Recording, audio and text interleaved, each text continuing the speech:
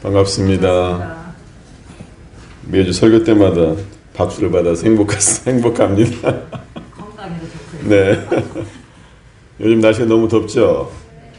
어제 낮 기온이 최고 37도, 체감 온도는 40도가 넘는 날씨고, 또 저녁까지도 열대야 현상이 있어서 잠 주무시는 것도 편치 않더라고요.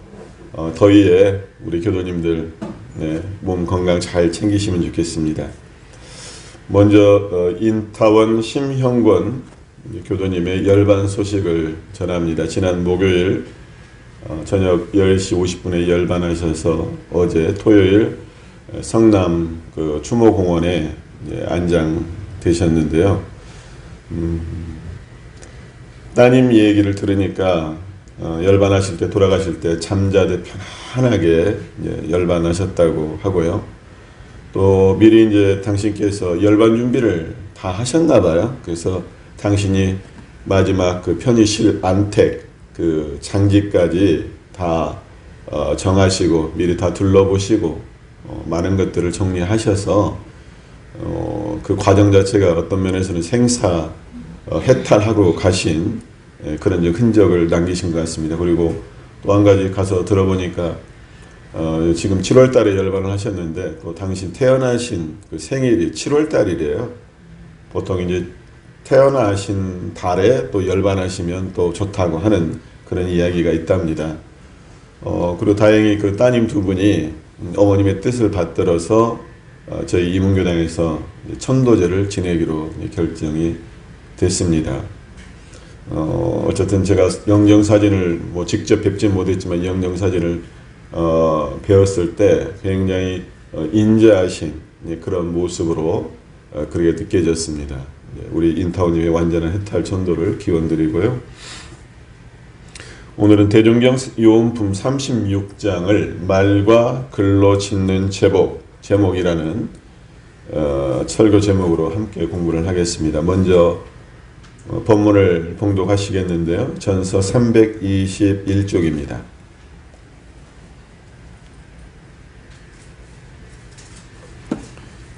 321쪽 요한복음 36장 준비되셨으면 함께 봉독하십니다. 대종사 말씀하시기를 사람이 말 한 번 하고 글 한 줄 써 가지고도 남에게 희망과 안정을 주기도 하고 낭만과 불안을 주기도 하나니 그러므로 사람이 근본적으로 악해서만 죄를 짓는 것이 아니라 죄되고 복되는 이치를 알지 못하여 자신도 모르는 가운데 죄를 짓는 수가 허다하나니라. 우리가 어떤 말을 하고 어떤 글을 써야 할까요? 희망과 안정을 주는 말을 하고 글을 써야 한다 하십니다. 반대로 낭만과 불안을 주는 말과 글로 자신도 모르는 가운데 죄를 지어서는 안 된다. 이렇게 대종사님께서 말씀해 주셨습니다. 말과 글이라고 하는 것은 호환 관계를 갖습니다. 말이 글로 표현되기도 하고 글이 말로 전달되기도 합니다. 말과 글 중에서 어떤 것이 우선이고 어떤 것이 더 중요하냐라고 하는 것을 따질 것은 못 됩니다. 거의 말과 글이라고 하는 것은 그 중요도와 그 기능이 똑같다라고 할 수가 있습니다. 저는 이 본문을 접하면서 말과 글의 힘, 말과 글의 무게라고 하는 것을 느낄 수 있는데요. 펜은 칼보다 강하다라는 말이 있습니다. 이 말의 뜻은 말의 힘, 글의 힘은 그 어떠한 무력보다도 더 강한 힘을 가지고 있다. 이렇게 해석해 볼 수가 있죠. 말과 글을 가장 중요하게 생각하는 사람들은 어떤 사람들일까요? 네, 그러겠죠. 모든 사람들이 다 말과 글이 중요하다라고 생각하겠지만, 직접 말을 해야 되고 글을 쓰는 사람들, 언론과 관련된 분들이 그 중요도가 있는데 저는 요즘 분위기로는 정치가 아닐까 그 생각을 합니다. 정치가. 요즘 바야흐로 이제 대선 전국에 들어서게 되는데 그 사람의 말 한마디와 그 사람이 남긴 트위터 또는 인스타그램에 남긴 그 글귀 한 줄이 뉴스가 되고 이슈가 되기도 하죠. 얼마 전에 테슬라의 최고 경영자 머스크가 한마디를 했는데 그 최고 경영자 한마디의 말에 비트코인이 널뛰기를 했어요. 그리고 대통령의 말 한마디, 또 어느 회사의 CEO, 가장 책임 있는 사람이 던진 말 한마디와 글 한 줄이 그 단체, 그 조직의 운명을 좌우할 수 있는 그런 굉장한 힘, 무게감을 갖고 있다는 얘기죠. 우리 소타상 대종사님께서 요즘 같은 인터넷 세상을 예견하셨을지 모르지만 이런 인터넷 세상을 예견하고 혹시 이 말씀을 하지 않으셨나 그런 생각이 좀 듭니다. 요즘 인터넷 댓글이라고 하는 것이 얼마나 심각합니까? 그 댓글로 인해서 큰 상처를 받기도 하고 심하면 자살까지도 하게 되죠. 이 인터넷이라고 하는 것이 익명성이 보장되거든요. 그래서 익명성의 보장으로 인해서 무분별하고 무차별한 언어 폭력이 행해지고 있습니다. 정산용사님께서는 법품편 40장에서 말 한마디에 죄와 복이 왕래하나니 한마디 말이라도 함부로 말라 이렇게 말씀하셨는데 여기서는 말이라는 말만 하셨지만 한마디 말이라도 함부로 말라 글과 관련시켜보면 한 줄의 글이라도 함부로 쓰지 말라 이렇게 말씀드릴 수가 있죠. 저 같은 경우는 매주 한 편의 글을 쓰고 한 편의 설교 말을 준비를 합니다. 쓰면서 이게 나 혼자만의 글과 말이 아닌 다른 사람에게 전달되기 때문에 제가 쓰는 글과 제가 하는 말에 대해서 책임감을 갖게 됩니다. 그래서 이 글이 읽는 사람에게 어떻게 읽혀질까? 나의 지금 이 말, 이 설교가 어떻게 전달될까 고민하면서 글을 쓰고 설교 단상에서 말을 합니다. 혹시 나의 글과 나의 말로 인해서 상처를 받는 사람은 없을까 조심하고 걱정을 합니다. 그래서 여러 번 점검하고 그래서 큰 실수를 하지 않으려고 노력을 하지만 저도 모르는 가운데 듣는 사람, 보는 사람의 입장에서는 그것이 상처가 될 수도 있고 서운할 수도 있고 속상할 수가 있고 화가 날 수도 있게 되죠. 어느 교당 교무님이 들려준 이야기인데요. 그 교무님이 설교를 할 때 어떤 예화를 드셨대요. 당신도 그냥 그렇게 신경 안 쓰고 그 당신이 하고자 하는 말에 맞는 예화를 했는데 듣는 그 자리에 앉아 계신 교도님의 그 교도님에게는 그것이 당신의 얘기로 들리셨대요. 그러면서 마음이 폐부, 우리가 말이라고 하는 폐부까지 또 찔리는 듯한 그런 말들이 있잖아요. 그냥 들어도 그냥 가볍게 지나칠 말이 있는데 나의 폐까지 딱 꽂히는 말들이 있어요. 근데 그렇게 당신의 가슴을 갖다가 찢어 놓는 듯한 말로 들렸대요. 그래서 설교를 듣고 그 자리에서 펑펑 우시더래요. 이게 서럽기도 하고 또 어떤 면에 많은 감정이 교차했겠죠.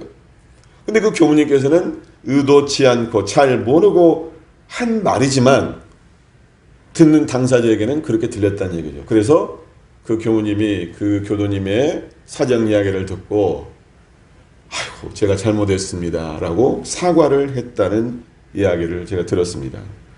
특히 많은 사람들을 상대하는 사람들은 무엇을 진짜 조심해야 되느냐?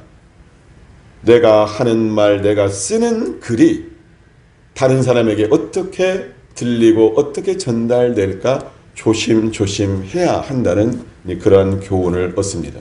우리 교도님들도 그러시잖아요. 내가 무심코 딱 나는 아무렇지도 않게 던졌는데 상대방은 어때요? 그것이 큰 상처가 되는 경우가 있거든요. 나도 모르는 사이에 했지만 말이 더 정확할까요? 글이 더 정확할까요? 글이 더 정확합니까? 왜냐면 글은 남는 거기 때문에. 그런데 글은 또 꾸밀 수도 있잖아요. 과장할 수도 있고. 금방 없어지. 네, 하타님께 그렇게 말씀하셨는데 요즘에는요 말이 없어지질 않습니다.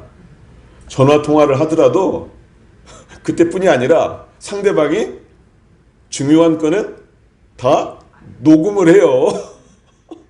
그래가지고 그 녹음된 그것이 나중에 큰 문제가 되잖아요. 큰 또 증거가 되고. 글은 당연하죠. 글은 남아있기 때문에 뭐 보통 우리가 하는 말로 빼도 박도 못하는데 요즘에는 말도 그래요.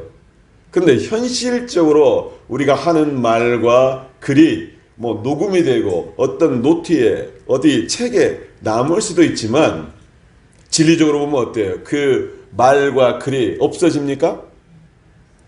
진리 세계에서는 다 그것이 녹음되고 기록으로 남겨집니다. 이 사람에 따라서 어떤 사람은 말이 더 정확할 수도 있고 어떤 사람은 글이 더 정확할 수도 있어요. 제가 아는 교우님은 그러더라고요. 당신은 말재주가 없어서 어떤 표현을 할 때 글로 전달을 한대요.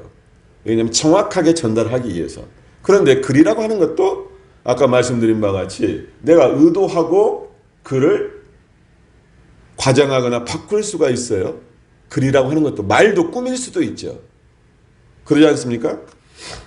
그런데 우리가 기본적으로 생각할 것은 뭐냐면 말과 글은 수단이라고 하는 것. 그러죠? 근데 또 수단이라고 한다라고 했을 때 그것이 단순히 수단만이냐? 그렇지는 않다는 얘기죠. 말과 글은 그만큼 무게를 지니고 있다. 그래서 어떤 말을 하고 어떤 글을 쓰느냐에 따라서 그 말과 글이 죄가 되기도 하고 복이 되기도 합니다. 근데 대종사님께서는 표현을 그렇게 말씀하셨어요. 중요한 말과 중요한 글이라고 하지 않고 말 한 번 하고 글 한 줄 쓰고 그랬거든요. 그러니까 우리가 말 한 번 한다, 글 한 줄 쓴다라고 하는 것은 거기에 내포되어 있는 뜻은 가볍게 생각한다는 얘기예요. 내가 가볍게 말 한 번 하고 가볍게 글 한 줄 쓰는 것이 이 말이거든요. 그런데 그것은 절대 가벼운 것이 아니다. 절대 가볍지 않고 그 글의 무게는 그 중요도는 어떤 면에서는 사람을 살리기도 하고 사람을 죽이기도 한다라고 하는 겁니다. 그런데 말하는 사람의 입장에서도 중요하지만 한편은 그 말을 듣고 글을 읽는 사람도 조심할 것이 있어요. 그것은 뭘까요? 내가 상대방의 말과 글에 대해서 그 사람의 진심을 듣고 읽고 있느냐 아니면 나의 선입견에 의해서 나의 아상에 의해서 나의 어떤 다른 치우친 생각에 의해서 그 말을 듣고 그 글을 듣느냐 이것이 중요하죠. 내가 듣고 싶은 말을 듣잖아요. 내가 생각하는 것을 글로 읽어요. 그래서 우리가 중요한 것은 뭐냐면 그 언어라고 하는 것은 글과 문자라고 하는 것은 대종사님 표현대로 언어 명상이 원래는 동공하다. 그리고 이론상 서문에 나와 있는 바와 같이 언어 도단의 입정처 자리 이 자리를 관조했을 때 제대로 말이 들리고 제대로 글이 보일 수가 있다는 얘기입니다. 그런데 세상 살다 보면 저도 많이 그런 경험을 하는데 사람이 그 사람의 본심을 읽지 못하고 말꼬리를 잡아요. 그리고 글꼬리를 잡아요. 그러지 않나요? 그래서 본심, 핵심을 알아야 되는데 핵심은 놓치고 말꼬리를 잡아가지고 그걸로 시비를 걸어. 이래서는 안 된다는 얘기죠. 그래서 우리 공부인들은 들리지 않는 그 말을 들을 수 있어야 하고 보이지 않는 그 글을 읽을 수가 있어야 된다. 그래서 다른 사람의 말을 들을 때는 내가 온전한 길을 통해서 원만구조고 지공무사한 길을 사용해서 듣느냐. 내가 읽을 때는 그 글을 읽을 때는 원만구조고 지공무사한 나의 눈을 통해서 내가 그 글을 읽느냐. 이것이 매우 중요한 것 같습니다. 이제 희망과 안정을 주는 말과 글에 대해서 한번 생각을 해보겠는데요. 항상 희망찬 사람에게 또 하나의 희망찬 말과 글은 더 큰 희망이 되죠. 그런데 희망찬 글과 말은 어떤 사람한테 필요할까요? 진짜 필요로 하는 사람은 절망에 빠진 사람, 힘들고 외로운 사람, 모든 것을 포기하고 싶은 마음이 날 때 손잡아 이끌어주는 희망의 말과 글이 필요하다는 얘기죠. 저는 요즘에는 말과 글보다 노래가 좋더라고요. 뭐 사실은 말과 글도 내가 그 감정으로 느껴지는 거잖아요. 그러잖아요. 그런데 노래만큼 사람의 그 마음, 감정을 타치해 주는 것이 있을까? 음악이라고 하는 것, 노래라고 하는 것, 그런 생각을 하는데요. 좋은 가사, 좋은 음악, 좋은 목소리를 통해서 들려오는 그 음악을 들으면 어때요? 내가 참 마음이 깔아질 때 기쁜 마음이 일어나기도 하고요. 내가 사랑하는 마음이 나기도 하고요. 나에게 용기가 되는 또 때가 있고요. 굉장히 큰 힘이 있어요. 근데 노래라고 하는 것은 딱 시간적으로 보면은 3분 내지 5분 아니거든요. 3분 내지 5분 안에 그 사람의 마음을 갖다가 진짜 바꿀 수 있다라고 하는 것이 얼마나 위대한 힘이 있는가, 저는 그런 생각을 하거든요. 그래서 제가 좀 심심하기도 할 때 또는 마음이 좀 그럴 때는 음악을 들어요. 클래식을 듣기도 하고 뭐 좋은 노래를 듣기도 하고. 요즘에 그 BTS가 굉장히 인기잖아요. 근데 BTS라고 하는 그 그룹이 이 방탄소년단이 세계적으로 이 아미, 그러니까 팬덤을 갖다 형성하는 그 이유 중에 하나가 뭐냐면 사람들을 일깨워주는 좋은 가사, 사람들을 따뜻하고 사랑으로 데려가주는 그런 좋은 가사가 있어요. 그리고 그러한 멜로디를 갖고 있기 때문에 거기에 전 세계 많은 젊은 사람들이 감동한다고 하거든요. 이게 노래가 그런 생각, 그런 힘이 있다는 얘기죠. 우리 인생의 희로 애락이 거기에 담겨 있어요. 그 감정을 거기에 담고 있죠. 사랑, 이별, 희망, 용기. 이것이 있어서 저는 이제 말과 글도 우리들에게 희망을 주지만 노래라고 하는 것도 굉장히 좋다. 그래서 우리 교도님들 클래식이 됐건 어떤 좋은 가사가 됐건 가사가 담긴 노래가 됐건 이것도 듣는 것도 굉장히 중요하다. 우리 하타오님은 그 말 하실 것 같아. 그런 클래식 가사도 좋지만 성가가 좋다. 성가 가사 보세요. 다 진리적 말씀이거든요. 그러잖아요. 딱딱딱딱 그 리듬 따라가다 보면 자연스럽게 내가 본문에 젖어들 수가 있어요. 진리의 말씀과 하나가 될 수가 있어요. 서울에 살다 보니까 좋은 점 중에 하나가 우리 많은 좋은 장소들이 있는데 제가 종로 근방에 살 때는 광화문 쪽을 많이 다녔거든요. 광화문 가다 보면 교보 빌딩이 있고 그 교보 빌딩의 벽면에 계절마다 글귀가 걸려요. 보셨죠? 그리고 또 시청 앞 광장에도 그 좋은 글귀가 계절마다 그게 걸려요. 그럼 제가 그 글귀를 보면서 눈여겨보거든요. 이번 계절에는 어떤 글귀가 걸렸을까. 그렇게 그것을 유심히 바라보면서 지나가곤 했는데 지금 광화문 그 교보 문고에 걸린 글귀는, 그 글판에 걸린 글귀는 잘 들어보세요. 올 여름에 할 일은 모르는 사람의 그늘을 읽는 일, 이렇게 써여 있대요. 저도 직접 못 봤어요. 올 여름에 할 일은 모르는 사람의 그늘을 읽는 일. 이게 뭘까요? 그늘이요? 그늘. 햇볕 나는 것 말고 그늘. 한번 생각을 해보세요. 저는 그렇게 익혀져요.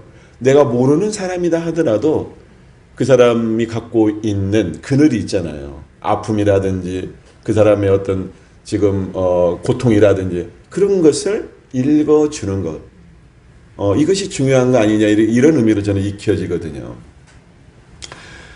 지난 봄에 그 서울시청 그건 꿈새김판이라고 하더라고요. 거기는 꿈새김판이라고 해요. 그 글귀를 거는 곳을. 멋있잖아요. 꿈을 새기는 판이다.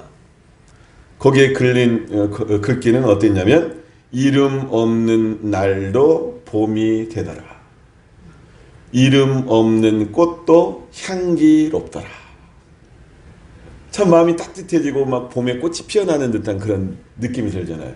이게 글 한 두 줄의 글귀잖아요.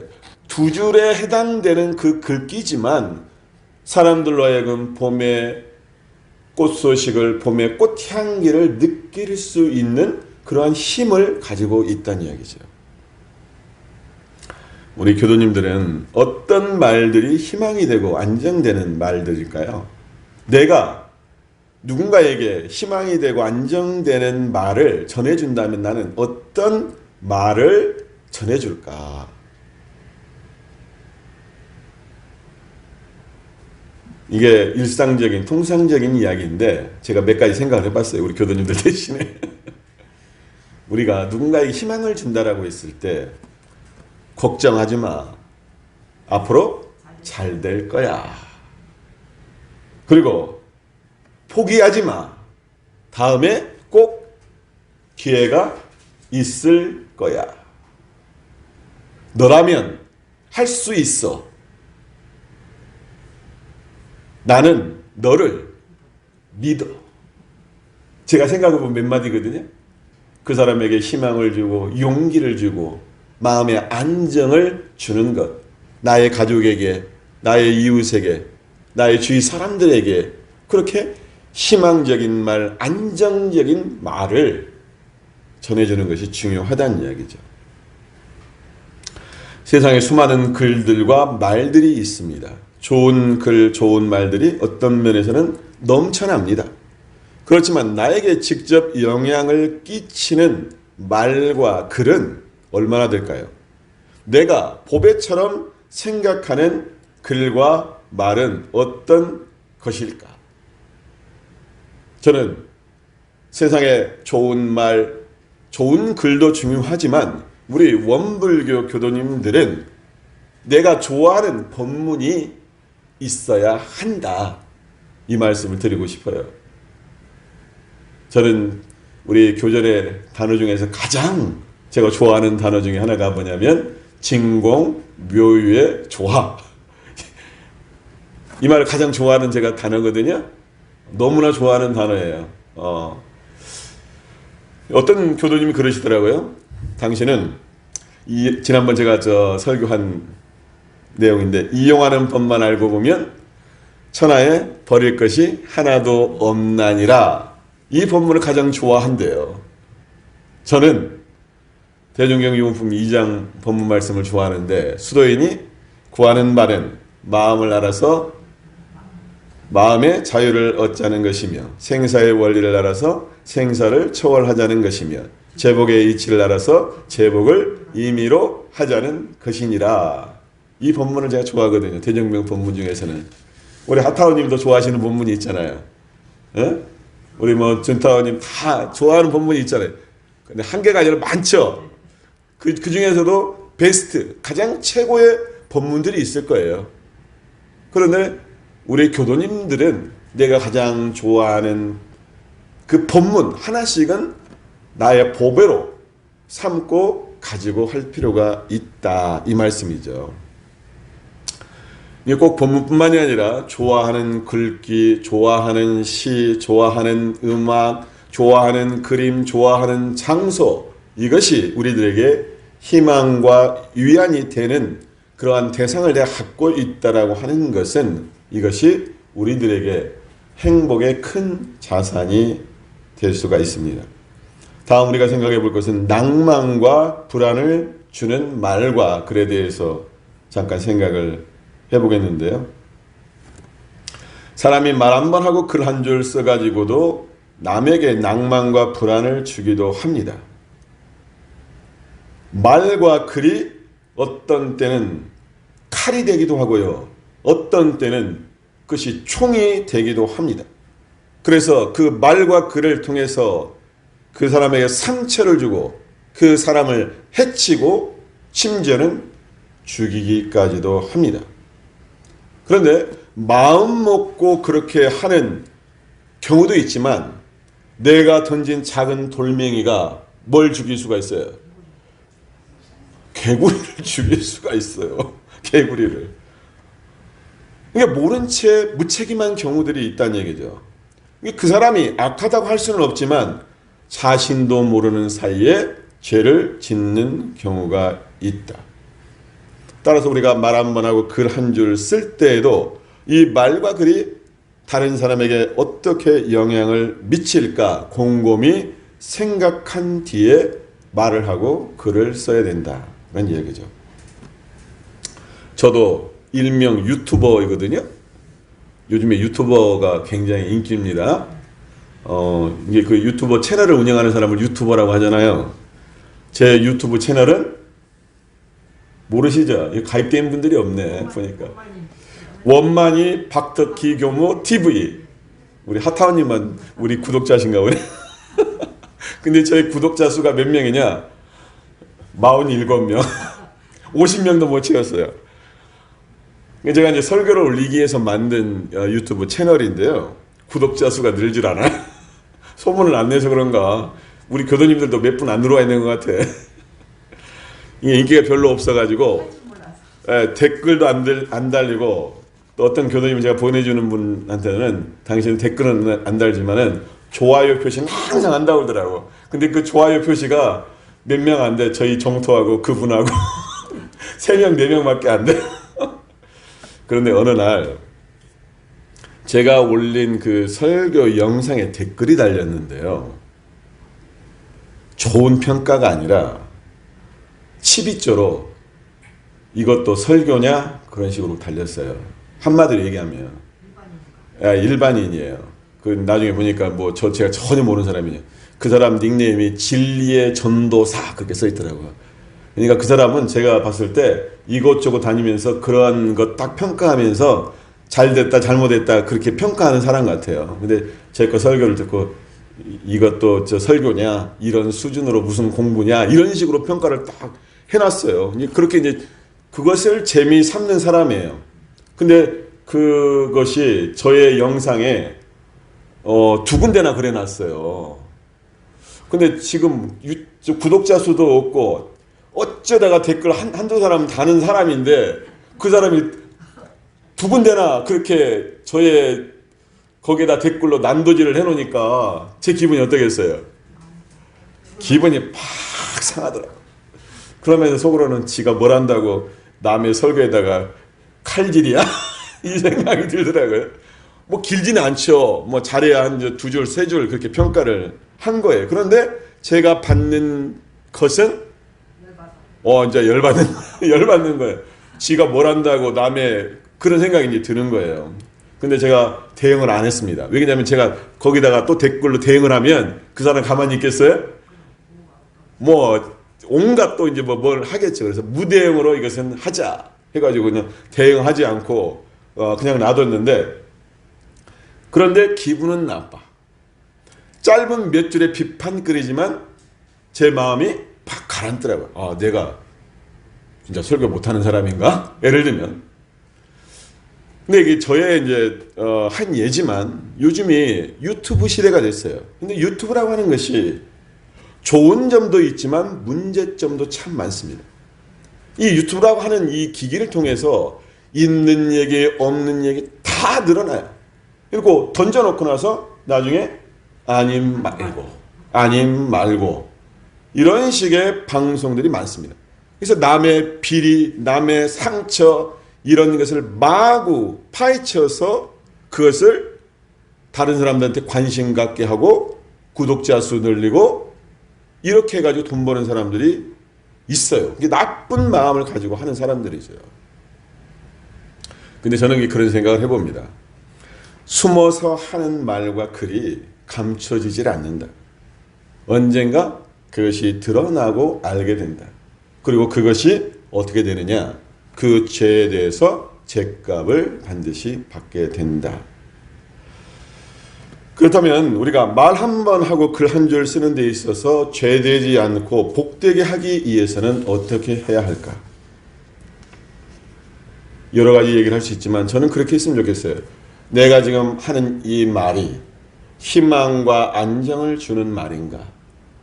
지금 내가 쓰는 이 글이 다른 사람에게 희망과 안정을 주는 글인가?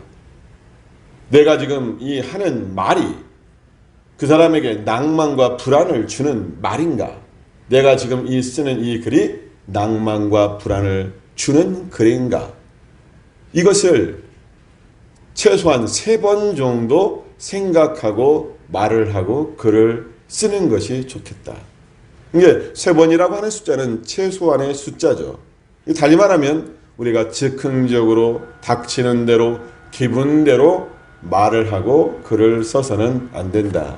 이 말씀을 드리고 싶은 거죠. 우리 원불교 포털 사이트 원티스라고 하는 것이 있어요. 근데 우리 교무님들만 들어가는 출가 교육자 광장이라고 하는 사이트가 있어요. 그것은 교무님들이 거기에 들어가서 공지사항도 올리고 자유 게시판에 글도 올리는 그 곳이에요. 그런데 그 곳을 들어가 보면요, 크게 둘로 나눠져요. 대부분의 많은 글들은 좋은 글들이 올라오지만 크게 둘로 나눠지는 글은 뭐냐면 대종사님 법문 말씀처럼 희망과 안정을 주는 글이 있고요. 반대로 어떤 글들은 낭만과 절망, 불안을 주는 글들이 올라와요. 네, 요즘에 특히 그래요. 그래서 어떤 글을 보면 신심과 공부심이 솟아오르기도 하지만 어떤 글은 그 글을 보고 있으면 짜증이 나고 화가 나기도 해요. 근데 이게 지금 중요한 거예요. 자, 올리는 사람은 한 사람입니까? 100사람입니까? 그 글 자체 한 개의 글은 한 사람이 글을 올리는데 보는 사람은 몇 명이에요? 많게는 1000명, 1500명이 그 글을 봐요. 그러면 한 사람의 글이 몇 사람한테 영향을 주는 겁니까? 1000명, 1500명에게 영향을 주게 되는 거예요. 한 사람의 그 한 몇 줄의 글이 1000명, 1500명에게 때로는 희망과 위안을 주기도 하고 반대로 때로는 불안과 절망을 주기도 한다는 얘기예요. 그래서 그 공동체에 있어서의 그 사람의 말과 글은 결코 한 사람의 글과 말이 아니다. 그 공동체를 전체 영향을 준다는 이야기죠. 근데 생각을 해보세요. 이것이 나도 모르는 사이에 글 하나를 가지고 죄를 짓기도 하고 복을 짓기도 한다는 얘기죠. 그것이 한마디 말이고 한 줄의 글인데도 말이죠. 우리 교도님들도 마찬가지지 않습니까? 직접 내가 글을 쓸 일은 많이 없으시잖아요. 그런데 내가 한 말이 내가 교당에 와서 또는 주위에서 한 말이 그것이 말이 거기에 딱 끊겨요? 말이라고 하는 것은 옮겨져요. 내가 이 말을 하면 가만히 있질 않아. 말은 옮겨져. 이 사람한테 옮겨지고 저 사람한테 옮겨져. 그러면 내가 희망과 위안을 주는 말을 하면 다른 사람에게 또 그것이 연결돼 가지고 우리 교당 전체의 희망과 안정을 주는 말이 되는 거예요. 반대로 내가 절망과 불안을 주는 말을 하게 되면 그것이 내 앞에 있는 이 사람한테만 했지만 그것이 가만히 있습니까? 다 옮겨지게 돼 있어요. 그래서 내가 하는 말 한마디, 내가 쓰는 글 한기가 그래서 중요하다. 그것이 죄가 되기도 하고 복이 되기도 한다. 라는 얘기죠. 자, 오늘 설교를 마무리하겠습니다. 제가 원불교에 들어와서 선지님들한테 들은 이야기인데요. 어떤 사람 미운 사람이 있어요. 혼을 좀 내줘야 될 사람이 있어요. 이때 어떻게 혼을 낼까요? 아니 그걸 얘기하는 게 아니라 내가 말을 할 때 어떤 식으로 그 사람을 혼을 낼까요? 내가 막 마음에 화가 났어. 저 사람한테 욕을 하고 싶어. 그러면 야, 뭐 이렇게 욕을 하면 될까요? 아니, 어떻게 하냐면 들어보셨을 거예요, 타님이랑. 이 부처될 놈아. 들어보셨죠? 이 부처될 놈아. 상대방이 마음에 안 들어 하는 일이, 그런데 거기다가 욕을 하고 또 뭐 이렇게 혼내고 하는 게 아니라 이 부처될 놈아. 근데 거기에는 감정이 있긴 하잖아요. 혼내는 감정은 있잖아요. 그런데 그 말은 이 부처될 놈아, 부처가 돼야 된다. 네가 왜 이렇게 중생으로 사느냐 이 얘기 아니에요. 이 부자될 놈아, 이 훌륭하게 될 놈아. 놈자는 붙이지만 이 잘될 놈아. 근데 거기에는 한편으로는 기원이 있고 그 사람에게 희망을 주는 혼냄이 있는 거잖아요. 그래서 사람이 말 한 번 하고 글 한 줄 써가지고도 남에게 희망과 안정을 주기도 하고 낭만과 불안을 주기도 하나니, 그러므로 사람이 근본적으로 악해서만 죄를 짓는 것이 아니라 죄되고 복되는 이치를 알지 못하여 자신도 모르는 가운데 죄를 짓는 수가 허다하나니라.